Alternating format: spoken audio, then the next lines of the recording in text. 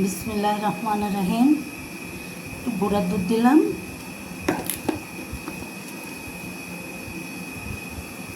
2 cup গুঁড়া দুধ, half litre পানি নিতে হবে।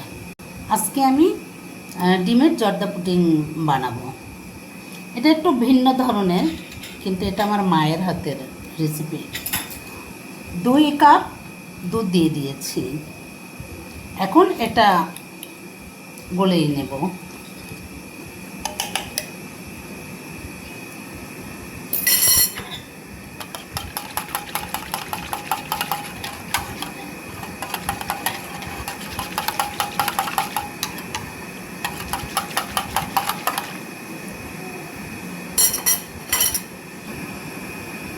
আমি 5টি ডিম ভেঙে নিয়েছি।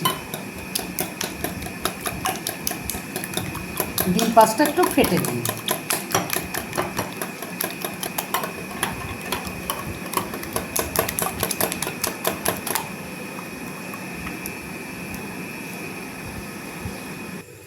এখন আমি দারুচিনি এলাচি দিয়ে দিলাম, দুধ দিয়ে দিয়েছি।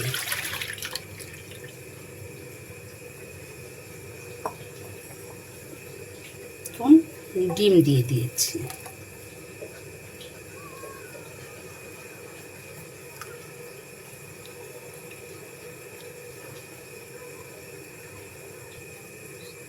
স্বাদ মতো চিনি দিয়ে দিলাম।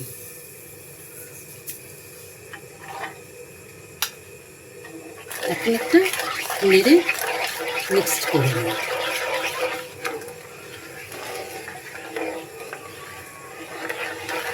এখন আমি রান্না শুরু করব।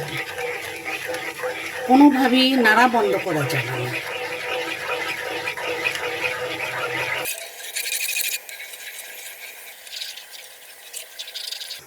এখন ঘি দিয়ে দিচ্ছি, 2 টেবিল চামচ ঘি দিয়ে দিলাম।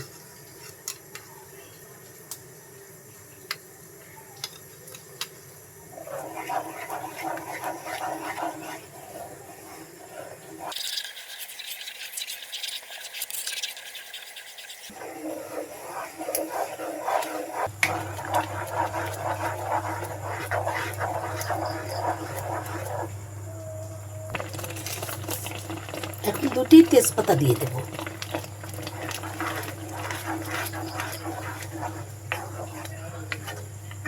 এটা আস্তে আস্তে আস্তে আস্তে এটা একদম ঝরঝরে হয়ে যাবে।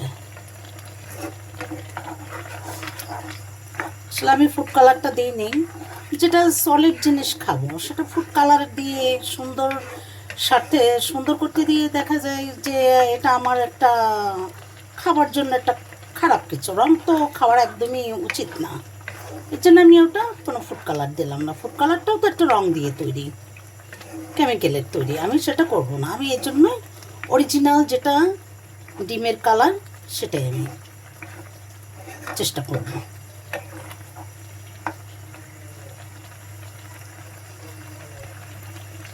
একটু হতে টাইম লাগে, খুব সময় দরকার হয়।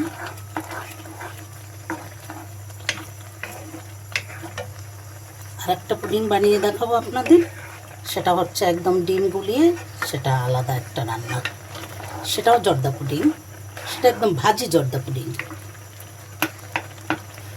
এগুলো আমার মা রান্না করে 2-1 দিন পর পরই আমার মায়ের জর্দাটা খাওয়াতো, জর্দা পুডিংটা। আসলে মা না থাকলে কিছুই না। পৃথিবীর সবচাইতে বড় রত্ন হচ্ছে মা, বাবা।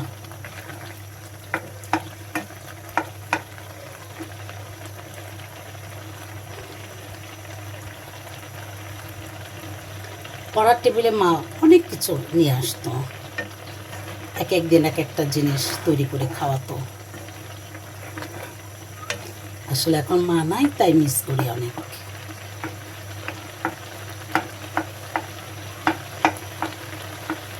যেটাই তৈরি করতে যাই সেটাই মায়ের কথা মনে পড়ে। কারণ হচ্ছে আমার মায়ের কাছ থেকে শেখা, যেতটুকুই শিখেছি, যতটুকুই পারি। অতটুকুই মায়ের কাছ থেকে শেখা আমার।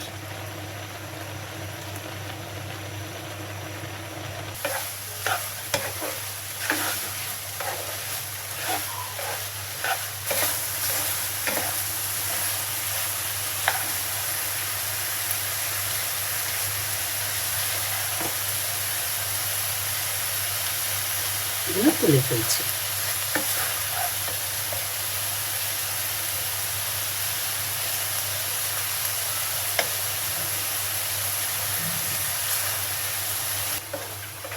জর্দা রান্নাটা শেষ।